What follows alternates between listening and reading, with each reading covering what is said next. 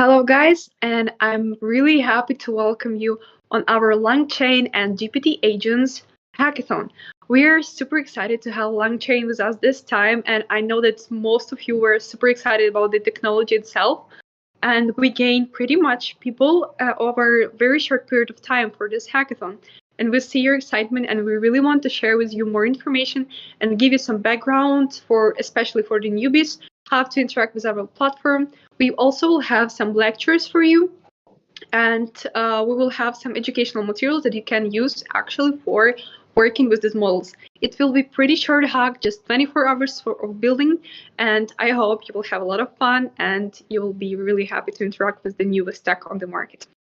Okay, and myself, I'm Alessia. I'm event manager at lablab.ai, and also today I'm your Twitch advocate. I'm sitting here in my laptop just near me, and I'll see all your comments. So if you have some questions to the speakers that are today with us, or you will have some questions to the platform or to the LabLab how we operate, or to the hackathon, feel free to ask it here, and I will see you every question, and I will be happy to answer or address this to the right person.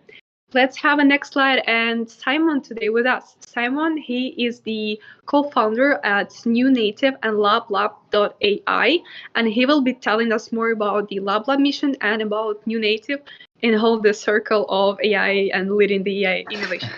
Hey Simon, happy to have you today with us. Hello, thank you for having me on. It's a pleasure to have this hackathon, although a little bit short, but certainly super exciting. We have followed LangChain for quite some time now, and it's been something of a little bit of a dream to make an event on it. Especially now that you've seen AutoGPT and also Baby AGI coming out, and a lot of other cool stuff that really benefits from LangChain. We've also Camel with us today. That we're really happy about, and Redis. So I think we'll have a pretty awesome hack now the coming days here. So I'm very excited. But just a couple of words on LabLab and New Native. So our mission here at LabLab is to help you get the capabilities and get off the ground when it comes to building new AI applications. It's all about the creativity and innovation, and help you guys to make something that matters, push the envelope a little bit. And we've been doing that now for quite some time, where we've seen that there's a lot of people coming from different walks of lives to build with AI, and we think that's awesome. And then also our holding company, which is New Native, we're targeting not only the prototyping space, but also trying to help you excel. So we actually have a launch pad, an accelerator, where we help some of the best builders in our ecosystem to take the next step. So we're all about helping you from basically an idea to a full-blown product, and then perhaps also eventually a company. And we're hard at work, and really appreciate you coming on as well, Alessia. Saturday night, no better time to build with AI. So I'm very happy, and thank you so much for joining us, and very appreciative of all the partners now that's here as well. So I'll hand it back to you. Let me keep you for a sec, since I will announce the prizes for this hackathon. But for those who are checking our event page, they know that the winning team will have opportunity to instantly apply to the Slingshot program that is also supported by LabLab. Could you tell us more about this program and tell about the abilities to apply for others people, not just winners? Sure. So we recently launched a program that's called Slingshot that helps you basically take the next step post the hackathon. And we think about it sort of as the Navy SEAL program of our ecosystem, where we give you external support, more support, more capabilities in terms of technology credits, and also the opportunity to work closer with our partners. And it's a very high-paced program, and by the end of it, you will have taken the steps from your early prototype to an actual MVP. We've seen so far, I think we have 20 companies in the program. it's open for everybody to apply to. But we obviously invite the winners for a fast lane track in the program. So yeah, that's what we were doing in Slingshot for now, and we're really looking forward to have as many of you building these agents apply for Slingshot. We think that will really be something to look forward to. So with that, yes, that's Slingshot. Thank you so much, Simon, for telling about this. And for sure, you will know more once you will interact with Slingshot, and we have a specific channel on our Discord, so you can know more and maybe apply from now if you already have something in mind you wanted to develop. But yet, it's a really great opportunity to go further after the hackathon, like a next step. And now I'm super excited to invite also Tyler. And before he will come here, I have to say that now it's the last hackathon once we have Redis side quest. And after this, we'll have a voting over all the projects that were built by Redis, on Redis, sorry. And then we will have kind of winners. So you will know who will win the main prize as well. So now is the last chance for you to participate in this side quest. Maybe it will be more for in the future, but we will, of course, update you on this. But for now, it's your really last chance, so please feel free to take it. Tyler, the stage is yours. Awesome. Well, thank you all so much for having us. We've done a number of these events together over the last couple of weeks, Redis partnering with LabLab in this way. And while we haven't been like the featured or focused technology for any of these events, we've really provided kind of support along the side as one of these side quests, as she mentioned. And this is an opportunity for a couple of things. One, this is an opportunity for your team to explore potentially new technology for some. For some, it may be technology you've used a lot. I'll talk a little bit about some of the things we can provide. But also, probably most interestingly or most importantly, it's an opportunity to win additional prizes from that deviates from the main track. So I'm going to tell you a little bit of a story about why potentially Redis might be a good solution, or at least a sort of enabling solution in your stack. Starting from the bottom of this diagram, Redis is an open source, NoSQL key-value stored database that's fully in memory. It's been around for quite some time, and it's seen a good amount of traction and adoption in the open source ecosystem. Redis kind of navigating forward from the sort of basic key value store has added a bunch of support for data structures. So a lot of the data structures that you as application developers on the back end are using in your apps. So things like lists and sets and hashes and even JSON support as well. We've tried to make it easier to interact with this remote data store. We've also added some client libraries, so almost any language you can think of, there's someone who's built a Redis integration to be able to speak to the database. There's also a really great GUI that's free to use called Redis Insight. Layer on top of that, we've added more and more data processing capabilities to the database. So event streaming and things like data integration to get data in and easily out of the system and connect it to potentially other sources. And really exciting, we've added a lot of query and search capabilities. I'm going to talk some more about that in a little bit. Then this all wraps up to the sort of enterprise grade features that Fortune 50 companies across the world, most of the big healthcare or finance kind of companies, folks that need some of these guarantees around high availability, durability, geo-distribution through active-active, or even tiered memory access. Those are the things that the enterprises care about. So there's really kind of a spectrum of capabilities that Redis provides. And so I'm really excited to share about one of the things that we're spending a lot of time on right now, which is Redis as a vector database. So you've probably all seen the excitement in the ecosystem and in the market right now for databases that can store and represent these pieces of unstructured data, things like text, videos, audio, images. These vectors are sort of an impression that an AI or ML model has of a piece of data. They represent like the semantics and the context, maybe like the meaning of these pieces of data. When you represent them together, some really simple math and done in a scalable fashion in a database like Redis allows you to, in real time, hook up your applications to this and perform search. So this allows you to do a bunch of different things in the large language model space, which is obviously where a lot of you guys are going to be building for this particular event and for a bunch of the events we've done this spring. There are three primary use cases where Redis can be used that kind of combine some of the features and functionality I mentioned on that first slide, as well as the vector database capabilities. So if you can show those three are semantic caching, context retrieval, and large language model memory.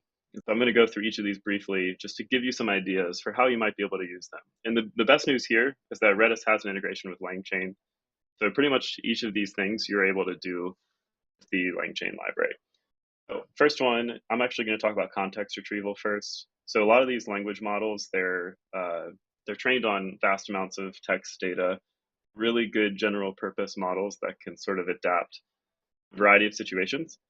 If you have domain specific data or even proprietary data that you probably don't want to use either in fine tuning or training from scratch one of these models, one way is to use a vector database like Redis to store all of those documents, to store all of those proprietary pieces of information, something that the model would not know about.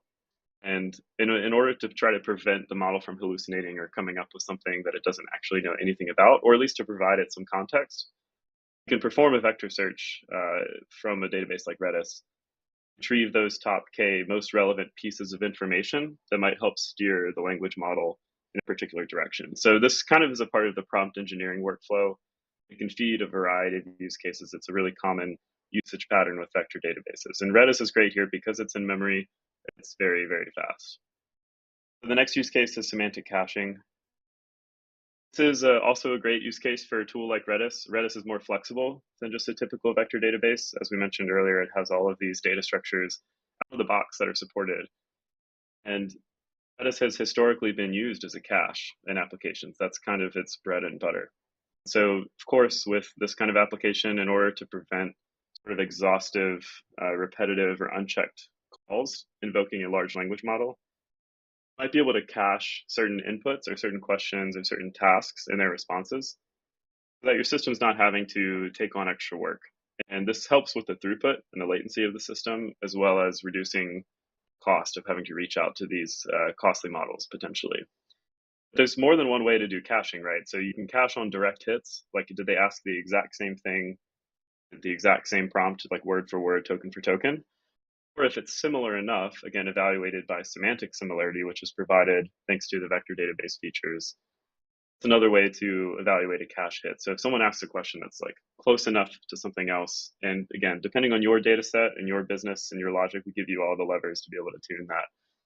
We want to empower you as a developer to make those decisions. And so this is, again, useful if you have a large number of users or commonly asked questions, because these completions can be expensive. So the last use case is about memory. This is like an interesting area because it's still something we're in the community exploring. But large language model memory, in this case, you can use a low latency and flexible data store like Redis in a couple different ways. You can take advantage of some of the sort of buffer-based data structures like a list or even a queue or a stream, even a set potentially, store conversation memories that your users are having with a large language model. It's kind of a multifaceted solution. It could be used in a couple different places in an agent workflow. But again, with Redis as a vector database, there's also the ability to embed those pieces of text, the messages and conversations, to retrieve like most relevant memories or most relevant conversations to the current state. The reason that's beneficial, we do this as humans without even thinking about it. Like if you're having a conversation with your friend, part of the nature of your conversation is the last conversation you had, but also maybe something you guys talked about a couple months ago, especially if it's relevant to what you're talking about now. The one way to retrieve that with some amount of precision is using something like a vector search to find relevant memories. This is just one way to help scale your conversational applications. Those are the three like lower level use cases where a vector database and also just like a Swiss Army knife, low latency data structure server can fit into a large language model workflow. Each of these things you can accomplish with LangChain. And in fact, I think actually this morning, Person just released a version that has the semantic caching with Redis enabled. That's something you should look to try to use, try to break it, try to see what you can do with it and see what you can extend. When it comes to some of the larger picture use cases, these are the next two slides. One of them is just this idea of using vector database for semantic search. So if you have some kind of embedding representation of your documents, allow free-form natural language text, retrieve like the most relevant documents to the user's query. This is a little bit more straightforward. It's kind of a version of context retrieval, but sort of generalized. And the last one here is all about question answering. This one is more in the vein of context retrieval, where users can ask questions and you find those relevant documents, use that to construct a prompt, and provide an answer to users that's based on fact, not based on potential hallucinations that a model could have. That's the story of Redis. It really is kind of like a multimodal, flexible database solution, which makes it really, really powerful for this new age of AI, ML.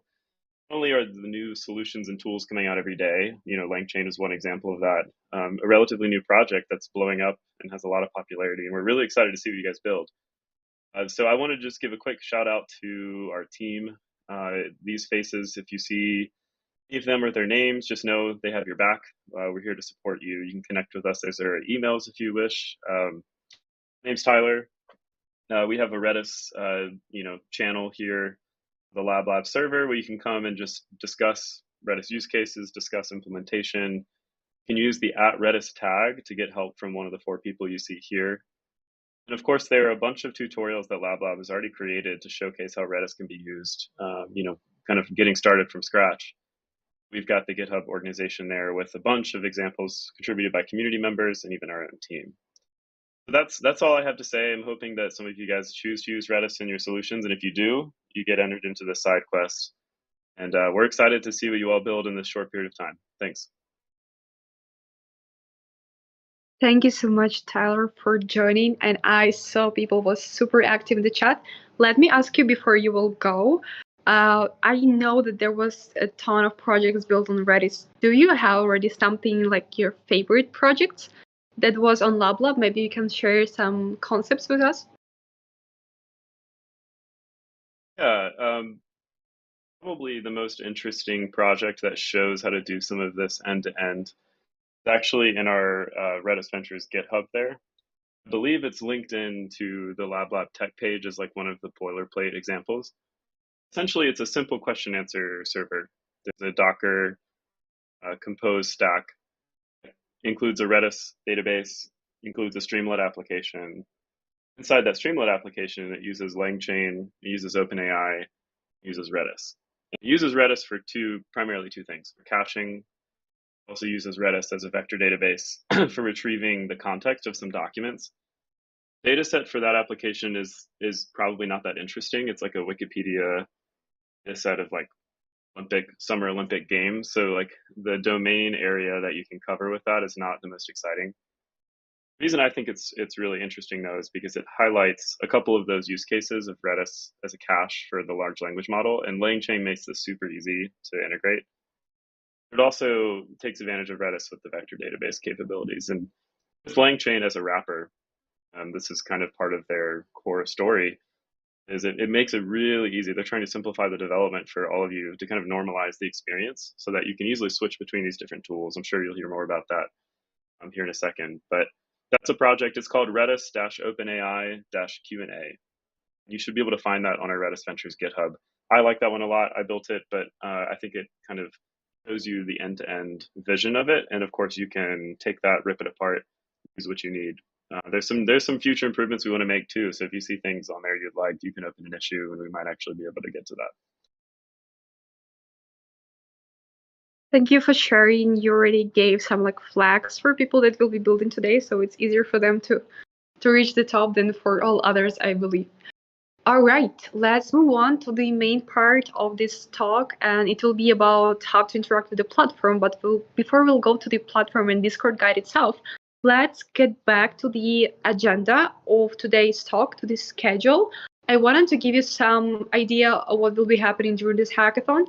We have a pretty short time period, but still, We wanted to make it as packed as informative for you as possible. And people in the chat were asking us, can we already start coding? Of course you can, but let me show you what will happen during this kickoff stream as well. So before now we are actually on the opening, so we are on the guide of the platform of the Discord. We just had Reddy's introduction, and after that we'll have challenge, intro to the challenge, to the prizes, and also more detailed guide on how to use our platform, some features that you need to know if you are newbie. After that, we'll have introduction to Camel AGI. It's one of the models that will be available for this hackathon, and we have the creator of this model today with us, and he will tell you more about the model itself and how you can actually use it to build your application.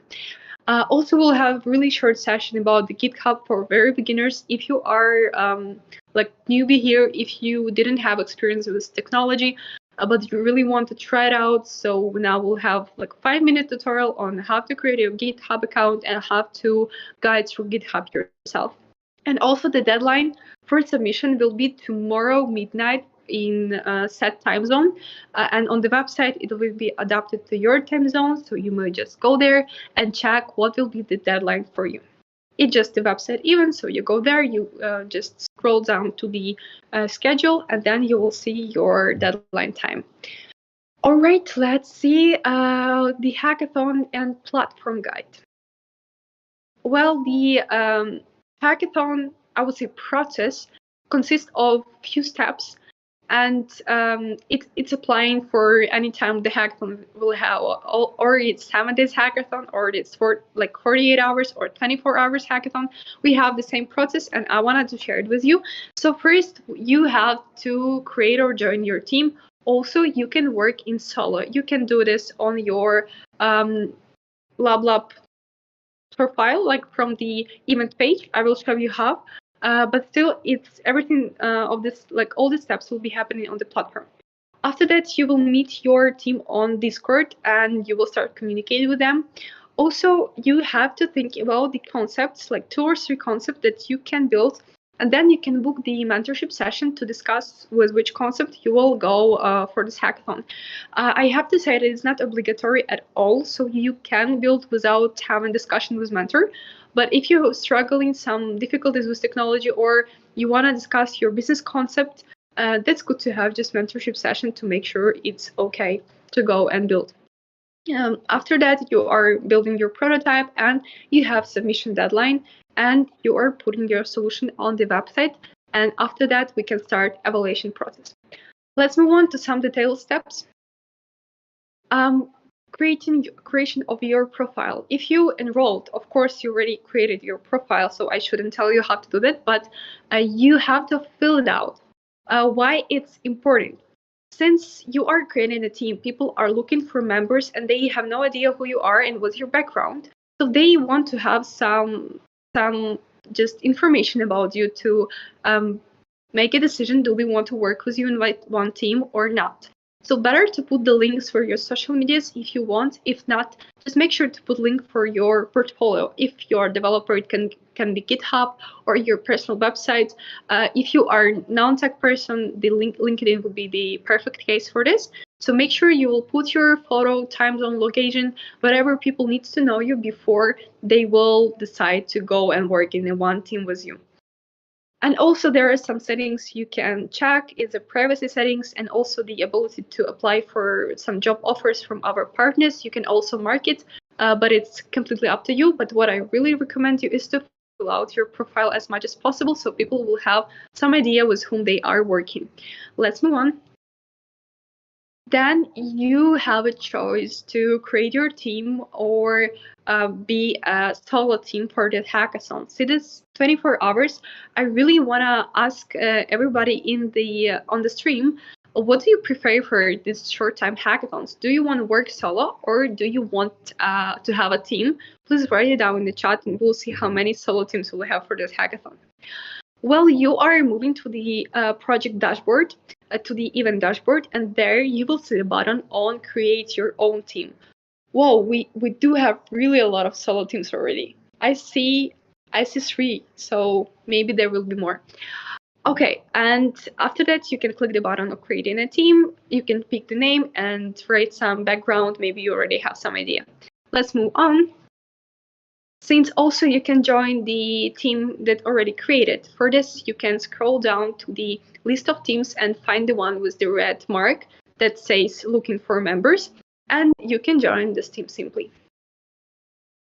After you join the team, you can communicate with people on Discord channel.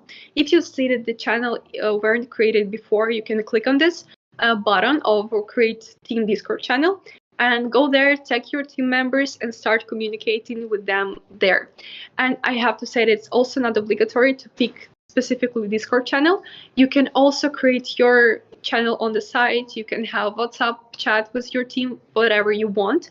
But for communication with mentor and for some requests for help, it's great to have this channel since mentors will likely to answer you on your Discord team channel to have private conversation, or you also can ask questions in the general chat. Let's move on to the next slide. And we have exactly what I just told, the communication with mentors. So mentors are available through whole event and they will be happy to reply to any questions you have. And they are available for tag mentor on Discord or for calling for help on the platform. From the experience of the hackathon, to have faster reply and for mentors to have some background on your issue, on your question, better to write it down on Discord. So you may simply describe your issue, tag mentor, and then we'll see who are the perfect person to help you with it. Let's move on, and here you have some funny channels that we have on Discord. There are channels to find your team members and to ask questions specifically for the hackathon, but also there are channels with memes, channels with tutorials, with some educational materials, so feel free to go through them and interact with people in specific chats by interest. Let's move on. And here we have very good question. Let's say your team is inactive. I don't think that it will be really applicable for this hackathon since it's really short, just 24 hours, but just in case, if you see that your team members are not replying you in an hour or two, you can simply find a new team, create your or work in solo. Also, we have this forum thread where you can find people that have the same problem, but since the hackathon is just 24 hours, I really think that the fastest way to find new team members will be just write it on Discord. Okay. I see still a huge amount of people decided to work in solo, and still if you have some questions, feel free to write it down here. And I have a question here in the chat. How do I reach out to mentors to book a meeting? Yes, basically just tag them in your team channel of Discord, or just tag in general channel, and then you can just book a meeting on Google Calendar simply, or having just conversation in private chats on Discord. Let's talk about the technology for this hackathon. We have LangChain and technology, and we have all models that are available on LangChain, so you can use it. We described a few of them, which we decided to make the main one for this hackathon. They are on our website, and you will see them on the following slide. But what I wanted to say, the LangChain is a great framework library that's supposed to help developers to build really sophisticated applications with the help of large language models. So feel free to use this tool, which is very powerful. And I know that developers just love it. So it's a great opportunity to show what you can do in such short time period using super powerful AI technology. Let's see which models are available for this hackathon. Oh yeah, let's skip to the models and then we'll go back to AI agent. So the technology, we have AutoGPT, Baby AGI, Camel, and generative agents. They are available for the hack, and we prefer to have projects built on them. And also you have specific tech pages for all the technologies on our lab tech page. And also for some of them, we have tutorials. And since you know that the LangChain, let's get back to the previous slide about agents. Yeah, since you know the LangChain has all 6 types of products, types of the models they provide, we decided to pick for this hackathon specifically AI agents. So let's make it very short, and let's have a whole time building using specific AI agent models for this. And to have an idea what AI agent is and maybe some more tech information, also feel free to check event description where we described in very detailed what is it. And also on question section, there is very good examples on what AI agent is. And also you can go to our tech page to have more information. There should be a specific slide about this. Here you see the link. And clicking on this link or finding it manually on our platform, you can find the tutorials and guides on all the tech that's available for the hackathon. All right, let's click to the next slide. And here is some platforms that we are advising you to submit demo on. Since you know that to finalize the submission, you should make a demo of the project so we can go and play with the project itself. So we advise to use these models. We know that they are good and they are free to use, but also you can pick whatever you want since we don't want to limit you in your ideas and abilities on the hackathon. And let's move on to the next slide. What I wanted to say also on the video that you should submit is that the video shouldn't be longer than 5 minutes. On this video, you have to present your project and you have to present business model and the demo itself. So it's very good to have a recording of how your app works, but in addition to put the link for this application in the submission description. And let's go back to the price section, of course. Well, the price for this hackathon will be for the winning team, the guaranteed place in Slingshot program, which Simon already described. So for the team that won the hackathon, you will have automatically applied to the Slingshot, and also you will have opportunity to start working on your startup in the accelerator with no waiting list, with no time to wait for the answer from the judges and to know can your project be there or not. So you have this place there booked for your team.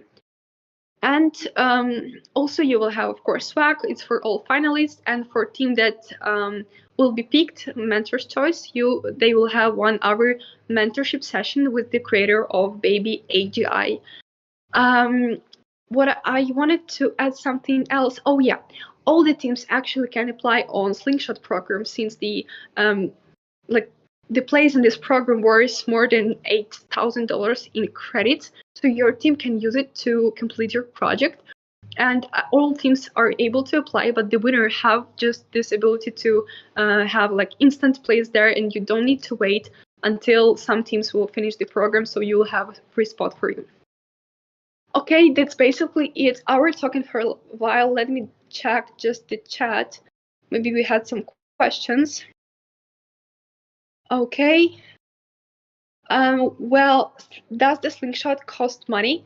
You don't have to pay anything for participation in Slingshot, but when you are participating, we are giving you credit. So it's we are giving money to you, actually. We are giving credits for technologies that you can use for your startup. And we do not take any equity from the teams that apply for Slingshot. So and your project is your ownership. Also, on this point, you shouldn't have any doubts. And okay, I do not see any. Okay, how will we get our keys for the project? So please check out all the documentation, and there will be all the information you have to know on using the technologies. And also feel free to tag mentors for more tech-specific questions as well. If you will struggle any issues with technology, just feel free to tag mentors and they will help you with that.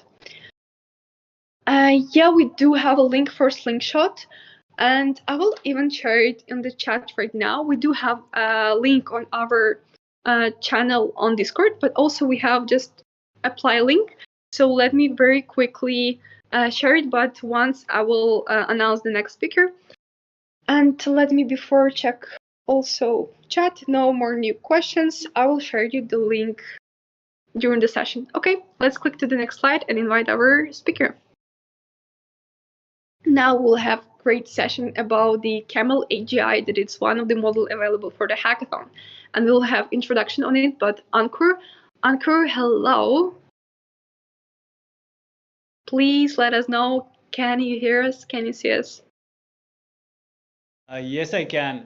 Thanks for the introduction. Apologies for the sound mix-up. I think my earphones are not working, so I'm connecting through the laptop. And yeah, so pleasure to be here. Looking forward to what all the hackers build in this hackathon on different models available. And yeah, we can get going.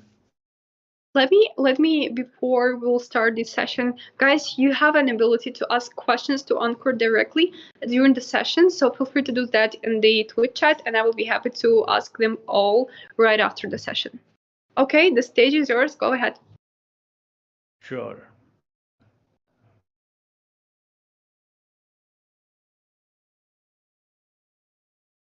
Is the screen visible?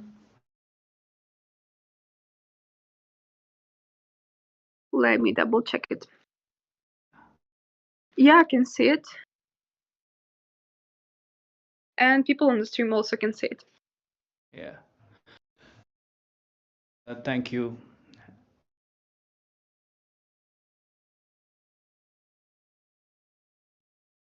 Welcome everyone. As I mentioned again, I'm one of the creators of Camel AGI. We're building a model, automative agents, which role play to solve a particular task. So they can be assigned various roles, and based on that, they can interact. Right now, 2 agents. In the future, we would be adding multiple agents as well. I'm the co-founder of the company and the product Samurai AI and Yuki as well. And yeah, let's talk about autonomous agents.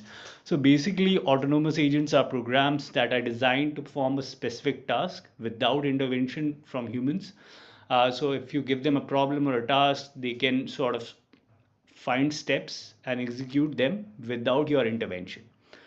So it started, the whole wave started with ChatGPT. Then I think AutoGPT and Baby AGI got popular, and even I think Camel AGI got featured on Product Hunt, and so on and so forth. And yeah, now we built a browser implementation of the agent built on Camel AGI. Talking about, there are single agent scenarios. So where a single agent is able to solve a task for you in a controlled environment. But all these models, Camel one of them, Camel AGI one of them, where more than one agents together collaborate and solve a problem. And they usually, in our case, do role plays and discuss and move forward without any prompts from any human. Yeah. So talking about what is Camel AGI, it's a role-playing method to create a loop architecture on top of any uh, product like Baby AGI or AutoGPT, or directly communicating with the chat GPT or a GPT or any other LLM. So in case of Camel, we have 2 agents which can be assigned roles, and you can watch them collaborate and work together to solve a problem. So it can be any make-believe scenarios, like 2 philosophers talking about the consciousness in the world. They would be able to discuss this and reach a conclusion. Or in a real-world scenario, you can have an instructor, a co-founder or a product developer being the instructor and telling a Python developer to create a program for him on a particular vertical. So program to sort of invest in crypto on a particular platform or a cross platform and earn some money, or invest certain amount of money as a person holding some assets and invest it in XYZ assets. So being a financier in a way. The use cases are having a conversational AI, so you can converse and solve a particular bunch of problems. In gaming, you can have the NPCs, non-playable characters, being built using models like Camel AGI. In education and training, to learn a particular topic, the collaborative and the role-playing approach is done well. And in case of problem solving, again, you can collaborate, discuss a problem, sort of iterate on top of it, and then sort of reach a particular conclusion. In in case of writing, it's collaboration, and then sort of you get a better work after multiple iterations. Similarly, for learning languages, simulations of real-world scenarios, the product can be used. So the reason we're calling it Camel AGI is we want to build towards the first science of artificial general intelligence, which is basically having a certain sense without any intervention. So playing now a demo of how things work. This is about a conversation between Elon Musk and a SpaceX engineer talking about how do you capture how do you capture mass. So they're discussing basically how step by step on how to sort of execute this.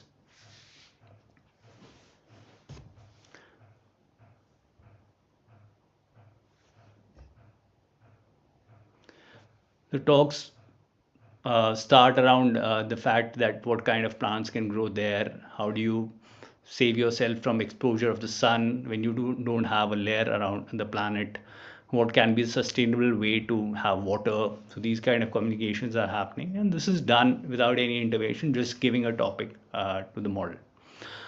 This is through the browser implementation, and yeah. Another demo is creating a crypto developer being assigned a task to create a Python program to sort of invest in crypto. So yeah, it takes you to step-by-step process of how to do that. And yeah, talking about what are the libraries needed and how do you structure the whole product in terms of sort of getting started with the tech aspect, as well as sort of forming the basic structure of the product. Yeah. So connecting with the crypto exchange, sort of downloading the particular libraries or importing the libraries. Yeah, it's doing that itself. So you can sort of assign this, as I mentioned, certain task, and then sort of it would reach to a conclusion. It is suboptimal some cases right now, but yeah, we just open source the browser implementation. I'll share the link in the chat on Twitch. So again, and it's built on LangChain as well. Yeah.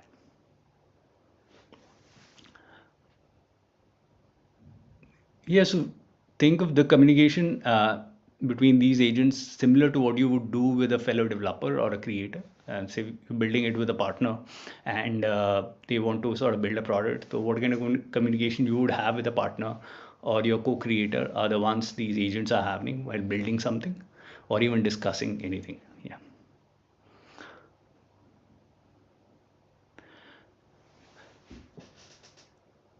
So executable programs are sort of shown as output on the conversations, and at the end it'll tell you what are the steps you need to take to get there.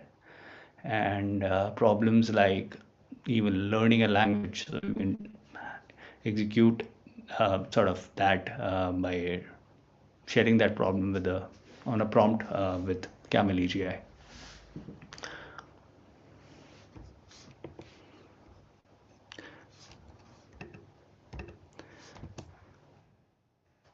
Yeah. Also, the entire product is under the umbrella called Samurai. We've built different versions called sort of MyGPT, which is better UI for LLMs, Heyboard, which is website to chatbot, LangGPT, which is GPT for non-English users. So yeah, you can sort of share them. We would be open sourcing that also in the coming days. This is a team, and we built multiple products together, and there are more people. We are opening up access, I think, in the GitHub repo for more people to contribute on the product as well. So yeah, I'll be sharing the GitHub repo link. You can scan the code or sort of go to the URL to have go towards the browser implementation of Camel AGI, and yeah, sharing sort of.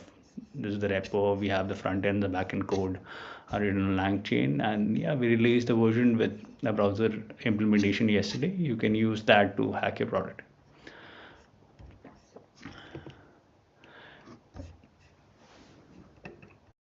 Yeah, so yeah, if you have any questions, I'll just go through that, and you can sort of I'll be able to answer any questions which you have related to Camel AGI. Sharing the GitHub link in the chat.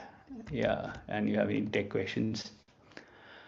Yes, right now there's no direct integration with Streamlit, but you can use Streamlit to host or Replit to host it. We would be launching integration for these platforms in the coming updates, even direct deployment to Vercel. Then let me ask one more question actually. Could you please give some perfect use cases to use Camel AGI for, since people on the hackathon will be building their own apps and some of them will be like a startup ideas. So maybe you can give us some advices, which use cases will be perfect for the model. Got it.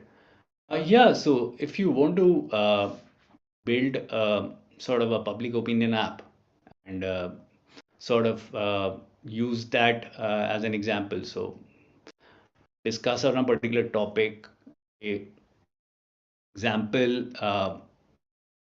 what is the effect of sort of uh, sort of pollution on the environment and for us for the next 20 years. So a scenario like that, or what kind of sort of what is the best language to code an XYZ product, or you want to write a particular program. Say you can give an example of I'm taking part in the LangChain sort of hackathon, and these are the available projects, and guide me steps to build on it. So I've already shared the use cases. The use cases mentioned here are the ones you can build on top. So if you integrate it into gaming, you can build out non-playable characters. So characters which can have some memory and they can talk to each other. Right now, two in then case. So NPCs can be built with integration with some UI. Yeah, you can create some creative writing application which can create rollout sort of structured writings or sort of on a particular limited words for you by collaborating towards agent. You can solve a particular problem. So a problem statement can be, say a finance bot which can invest money in different assets. You can make it specific to a particular assets like crypto or say retail or etc. And yeah, language learning is create a learning environment for say me learning Spanish, and the two sort of role-playing agents can sort of discuss that and come to a step-by-step method to sort of create a language program for you. Thank you for that. Do you want me to read other questions on chat, or you want to go through them yourself? I can go through them. So just give me a second and stop sharing, and it'll be better. Yeah. So yeah, I think Cluna IT had a question around what are the other sort of tasks that an agent can do beside talking to each other, and these are basically, think of them as rather than you prompting an LLM. These are two people who are sort of solving a particular problem statement, and yeah. Then how do you deploy Camel AGI and make it available for judges to evaluate? Yeah, so I will make some update on GitHub. So I think there should be some integration there. So we'll mention steps on how to sort of host it on these platforms. Yeah, I think the other ones are not related to Camel. Do the agents actually perform tasks or just write them down? For example, it does write a Twitter post or make it transaction or exchange. So right now the permission available to the browsers across is sort of creating content, I think you would have to give it publish or integrate with APIs to actually publish on the platform. Currently, it does it with information and creates code for you, so you can execute it. We haven't executed the terminal version for it. So this is one of the browser implementation where you can get the code and then you yourself can sort of execute it. Yeah, Clunity, I can see you have two agents help each other build an AI agent for you. Yeah, you can try that. I haven't tried in creating AI agent, but it should give you some specific response on that.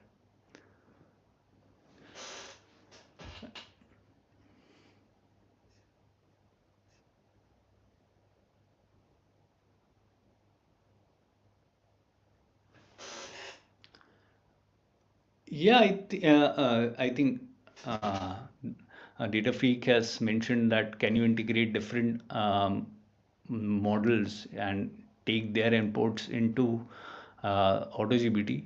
I think there's no straightforward way to do that. You can hack a version which can do that. I think we'll love to see any update on that. If you can create it, do share a link with me on Twitter. Happy to check that out.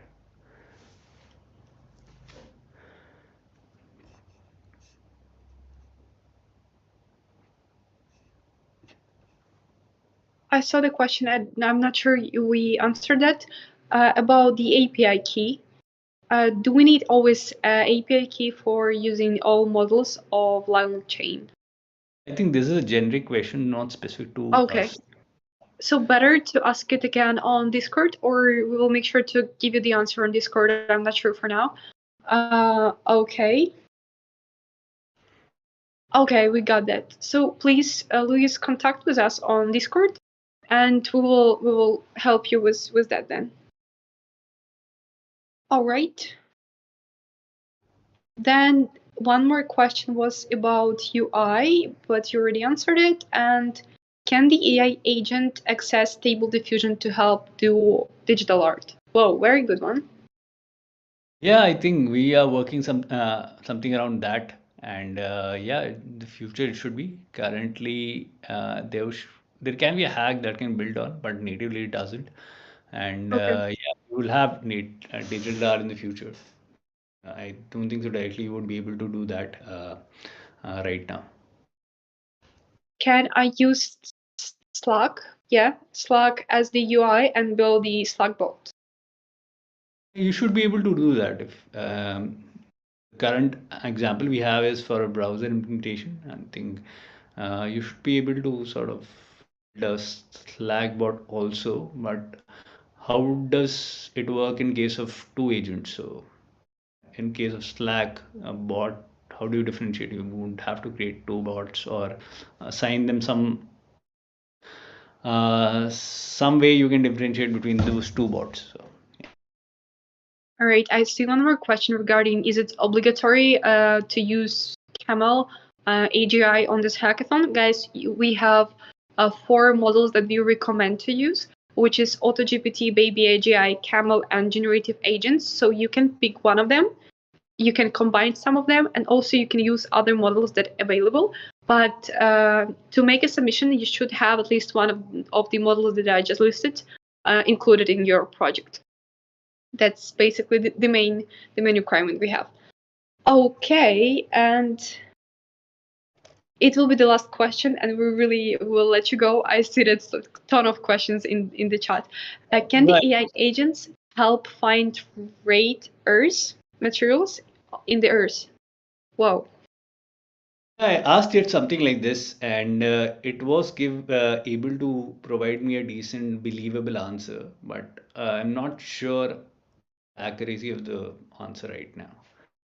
So around rare metals, around say a recent event that has happened, because it's running on data which is sort of not updated. So in the future, we should work on the accuracy. So I'm sharing the link of the web implementation also. You can have a look and run sort of check out versions of it and see how the responses are, and then sort of look at the GitHub link and works. try to build something with that or any other model available. All right. Yeah, go ahead. You wanted to say something? Sorry. No. So I think I was mentioning. I think there's someone mentioned their the response is fine for them. Thanks, Luna, Toasted, and I'm looking forward to what you build on any of the models. Happy to try it out and push it across on Twitter as well. Yeah, actually, you just mentioned Twitter. So how we connect with you after the talk, and are you open to just chatting with people that are interested in Camel? Maybe some have some questions or ideas. Tell us in which channel we can find you and how we can communicate with you after the talk. I'm sharing my Twitter. You can send me a DM. I think so. It should be okay. And I think if you need more help, I'll connect you with the team as well. They'll sort of help you out. So share my Twitter. Perfect. Thank you so much. Yeah, who created Camel? That will be the last one. Okay. The Camel AGI was created by our team. It's built on a research paper called Camel, and this is a browser implementation for it. We're working towards a multi-agent model, which is basically more than 2 people, and which works on any kind of element which is not OpenAI, and also have updated data from search. And you would be able to run it on terminal as well. You could see all the examples, like it would execute tasks on your PC and install files and the kind of example you've seen. All right, and one last thing people asked too. Actually, people asked about the research paper link. Can you share it with us, like research paper for Camel AGI? Yeah. All right, guys, that was Go ahead. I again interrupted you. Sorry. Yeah, sure.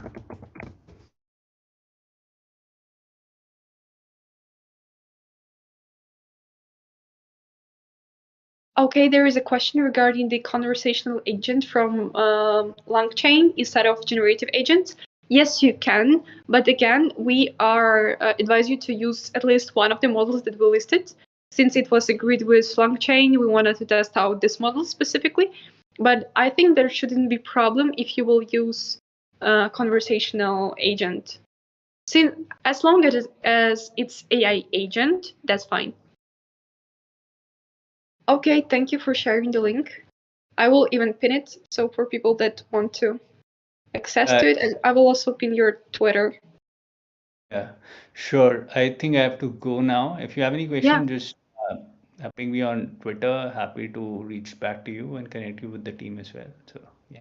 Thank you for your time. Thank you for coming to us and telling about the technology. We're really excited to build with it. Thanks so much, Ankur. Thanks for having me. Apologies for the voice, and I think there's some flaky video as well. Thank you. That's fine. All right, guys. And we are really excited to have this lecture since it's like creators come to us and talking about their model. And now there will be the last super short session for those who are completely new to coding and to programming and to AI as well. And we want to show you how to register and how to guide through GitHub in case you're new and you want to try. And now Fabian Settle will be making for us super short tutorial. And also you can find this tutorial on YouTube. It's pre-recorded, but we wanted to play it for you since I'm not sure that everybody from you will go to YouTube to check it out. And after that, I will give you some spirit before we'll start building. So Max, please, let's take a look at the video.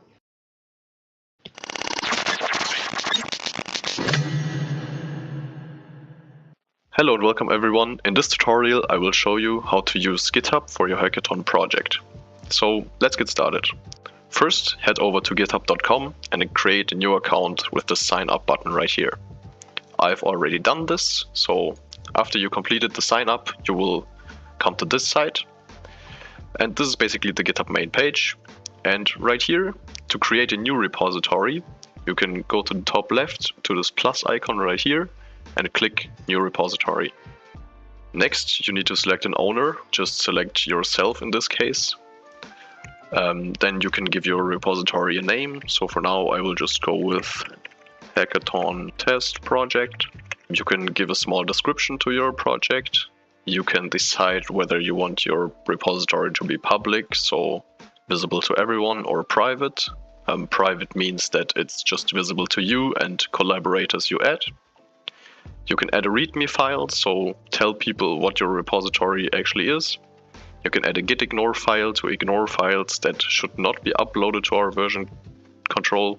I will go over these a little bit later, so for now we will just click create a repository. And as a next step, I want to show you how you can actually add collaborators to your project, because most of the time you will be working in a small team. So you can just go over to the settings, then on the left side collaborators, and then down here just add people. Then you can enter a username, full name or email. For now I will just take someone from the lab development team. So I will click him and add him to the repository. We can see right here that the invite is pending, so he will receive an email and also a GitHub notification that he got invited to this repository. Okay, so next let's look at git ignore files. I've created here on the right side a small sample project with just one Python file and one env file. So this right here is an example for an API key that you don't want to be publicly available on GitHub in your repository. So let's exclude this env file from our version control. To do this, we will create a new file that's called gitignore. And in this gitignore file, we can just type in the name of the file we don't want to be uploaded to GitHub. So on this file, it's .env. And to actually confirm that this will not upload to GitHub, we will use the command git init to create a new Git repository locally on our machine. And right here we can see that these two files now got added to our repository, so it's just main.py and the gitignore file, but not our .env file. So let's upload this to GitHub. We can use these commands right here to actually upload it a little bit faster. So first we will add all our files and we will create our first commit, switch on the main branch, add the remote origin, and then push all files to our remote repository. Let's refresh our GitHub right here. And now you can see that we have both of these files right here, and our .env file is excluded from our Git repository. Okay, so next let's look at how to actually host your project so people can see it all around the world. So right here we have three different platforms. Vercel, this is great for all kinds of web applications, mostly JavaScript, but also Python. You can just click here start deploying, connect your GitHub, and then after it's connected you can just select your repository right here, and most of the time it's actually a zero config deployment, so you can just hit deploy and everything will work out of the box. So that's great for JavaScript and Python web projects. Then next is Replit. On Replit you can basically host any code in any language and you can run it in the browser, so it's super useful. And the last thing is Streamlit. Streamlit is great for Python applications. You have some really good components you can use to actually create a web application really fast and easy. I hope this small guide was very helpful for you. You can also find this in written form on our LabLab AI tutorial page. Thank you for watching, and I will see you next time. Thank you, Fabian. Thank you so much. It was perfect as usual. I hope it was really useful for everybody that faced with Streamlit, Replit, and other apps first time, and for newbie who just faced with GitHub. Alright guys, that's the perfect time to say good luck. You have 24 hours to finish your project. It's not a lot. From now you have more. You will have some time to complete your team, and in a few hours you definitely need to start coding. since just 24 hours till the deadline, but I'm sure with such powerful tools, you will make it as super fast and super great, and you even will be able to go further with the project. So I really wish you good luck, and don't forget to have so much fun as much as possible, to interact with people, ask mentors for help if you need it, and we'll be on Discord for you. So have a great hacking.